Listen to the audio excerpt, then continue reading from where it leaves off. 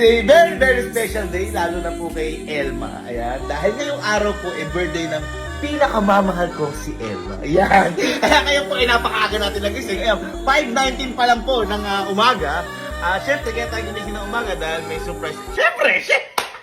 Siyempre, may surprise tayo sa pinakamamahal ko na dahil hindi naman ako papayag. Nakita niyo naman yung ginawa sa akin ng birthday ko noon. Kaya ngayon, ito meron na po akong binuong plano. Matagal na po talaga to. At ang kasama po dito yung pamilya ko at saka pamilya lang ni Elma. Kumbaga, wala akong kasama yung kaibigan dito. Parang, alam mo, mamanikan. Ngayon, yung birthday kasi na to ni Elma, akalain niya may pupuntahan kami. Pero hindi po niya alam na pupunta ako ngayon. Siguro baka tulog pa yun. Ang nakakaalam lang yung pamilya niya. Kasi may pupuntahan naman po talaga kami. Pero kasi ang akalain niya may pupuntahan kaming lugar na magbabanding kami. Pero ang hindi niya alam, yung pupuntahan po kasi namin na to, pupuntahan po namin yung iririgalo ko sa kanya. Ayan. Sorry, excited ako. Kasi, yung iririgalo ko po sa kanya na to, sobrang tagal na po pinaparinig to ni Elma. Hindi dahil pinaparinig sa akin na pinaparinig niya sarili niya na bibiling ko to, magkakaroon din akong ganito. Ganun, minomotivate niya talaga yung sarili niya. At ngayon, naisip ko na yun yung irigalo ko sa kanya. At kahit na marigalo ko to kay Elma, kulang pa to sa lahat ng sakripisyo at mga ginagawa niya para sa akin. Kaya, love, deserve na deserve mo to. At gusto ko lang sabihin sa'yo na mahal kita at proud na proud ako sa'yo sa lahat ng nangyayari sa'yo at nangyayari sa ating dalawa. At ayun, itong regalo na to, alam ko sobrang matutuwa ka dito. And alam kong gustong gusto mo itong bilhin para sa sarili mo. Kaya patawad dahil binili ko na to para sa'yo.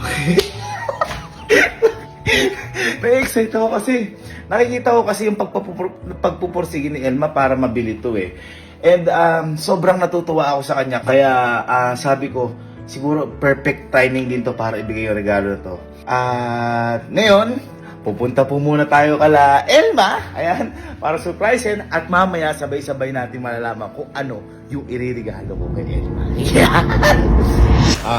Ready na ba kayo? Pupunta. Abay, kalma lang kayo. May pupuntahan nga tayo para kay Elma to. Birthday ni Elma Ano, ready? Ay, mukhang ready nga. Ano to, bahon? Ano yan, may bahon? Ano mag-ready? Sige. Tara, ready na? Puntahan na muna natin si Elma at walang kaalam Elma. Pero pamilya ni Elma, alam. Tara. Mga tao, boy. Mga tao, pinasok na. Hello po.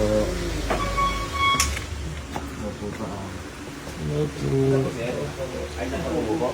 Siguro po na. Alam ko lang.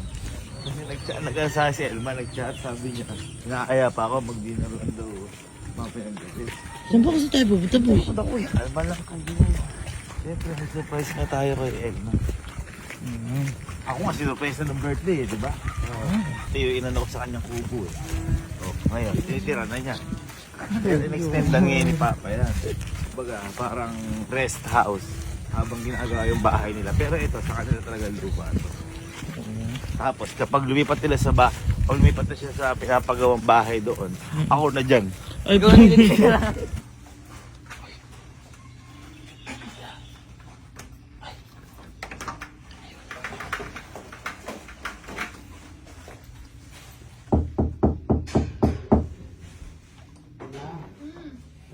Ano ba kung pinto?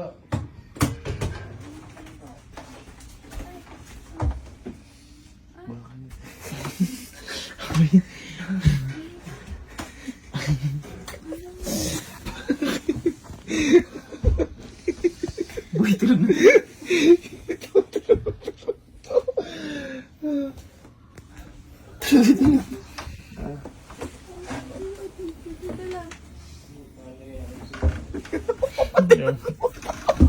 Parang turon. Ba't di ka pa gumagayak? Bakit? Ha? Bakit? Teka lang. Hindi ba talaga nangyayari ngayon? Sige, basta. Tayo